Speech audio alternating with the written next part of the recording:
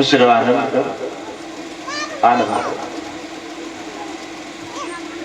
कथा के प्रेमी सज्जनों, श्री सुखदेव भगवान राजा परीक्षित को गंगा मैया के किनारे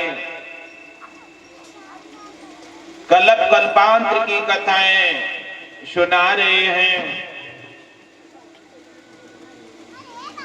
और कहने लगे हैं, राजन परीक्षित, अब हम आपको एक कथा सुनाएंगे। रात्रि की कथा में आपने सुन ही लिया था कि दुर्गा माता ने कंस से कह दिया कि तेरी जेल में जन्म लेकर के तुझे मारने वाला गोकुल में पहुंच गया है। इधर धूमधाम से यशोदा के यहाँ बधाई बज रही है, भोले बाबा भी आए हैं दर्शन को। कथा के प्रेमी सज्जनों, लेकिन नंद बाबा कंस के बहुत अच्छे मित्र थे।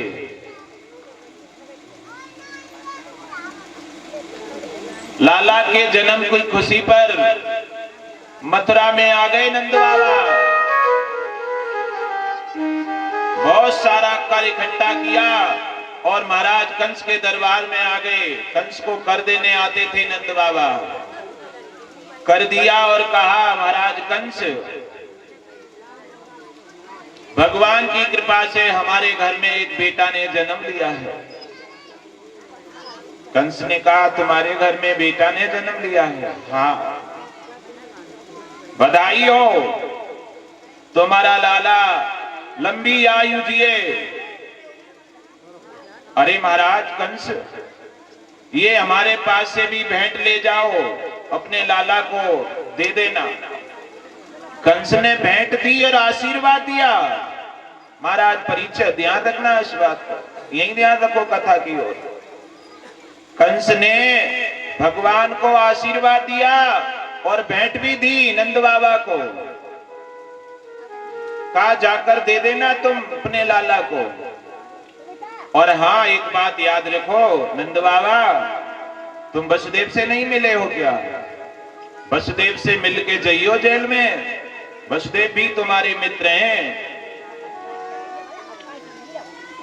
अब नंद बाबा वसुदेव से इधर जेल में मिलने गए हैं और इधर कंस ने, ध्यान रखना राजन, कंस को ये नहीं मालूम है कि वो संतान हमारे जेल से गई है, वो नंद के घर गई है।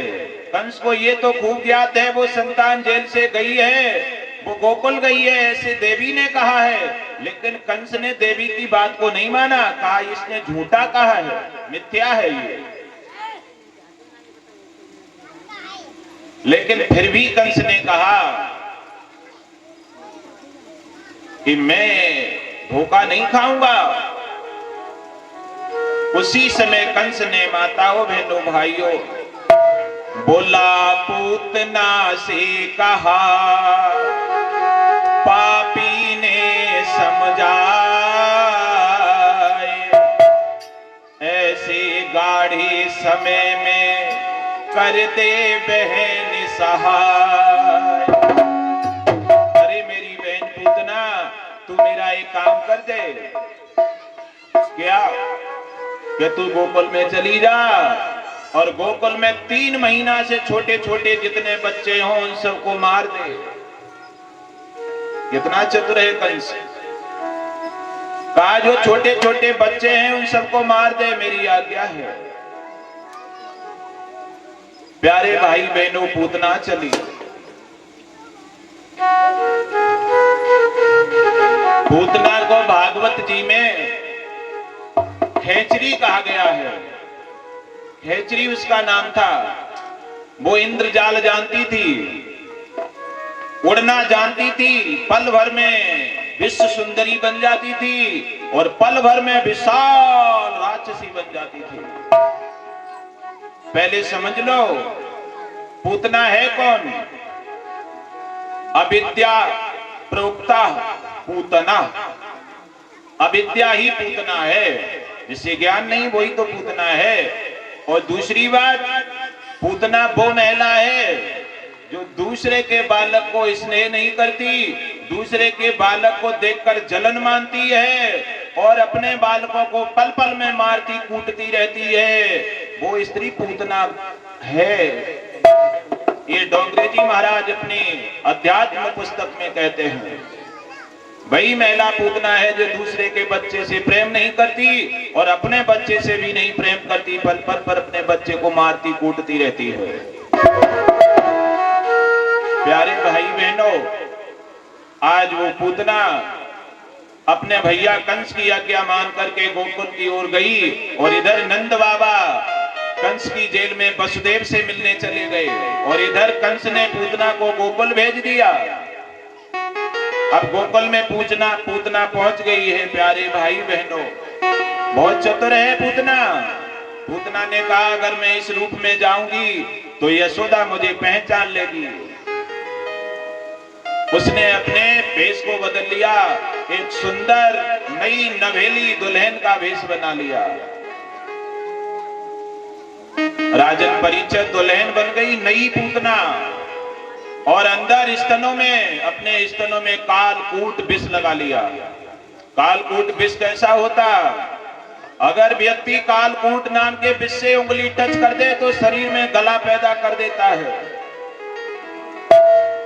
आज वही कालकूट विशाल जहर पूतना ने अपने स्तनों में लगाया और गोकुल के लिए रवाना हो गई। गोकुल में पहुंच गई। यशोदा के द्वार पर भीड़ भाड़ है, तमाम लोगों का आना जाना है। यशोदा पहचान नहीं पाई, लेकिन रोहिणी ने कहा देवी हमने तुम्हें कभी गोकुल में नहीं देखा, तुम कहां से आई हो? झूठ नहीं बोली पूतना। पूतना ने कहा अरे रोहिणी तू कैसे जाने, हम मथुरा से आई हूं, ब्राह्मण की बेटी हूं, ब्राह्मण की ही पत्नी हूं। अच्छा, हमने तुम्हें देखा तो नहीं, कभी मथुरा में भी नहीं देखा। तू का देखेगी रोहिणी सोदा? मैं का कहीं इधर उधर डोलती हूँ, मैं अपने घर में ही रहती हूँ, नई नवेली आई हूँ।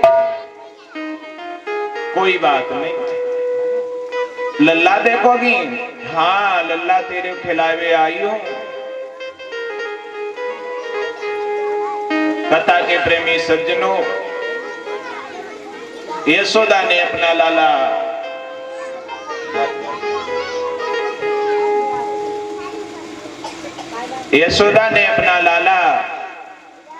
दे दिया पूतना को और पूतना भगवान को खिलाने लग गई। यशोदा ने गागरी उठाई, यमुना की सीध लगा ली, जल भरने को यमुना पर चली गई। पावन बेला में माता जी सम्मानित कर रही हैं, अन्य भी माताएं बहनें भाई बंधु सम्मानित करके गए हैं। सभी पर भगवान की कृपा बरसती रहे, कुशल मंगल जीवन बना रहे। प्यारे भाई बहनों, अब मौका मिल गया पूतना को। पूतना बोली अब तो यशोदा भी नहीं रही, अब तो हम खूब खिलाएंगे इन्हें, खूब दूध पिलाएंगे।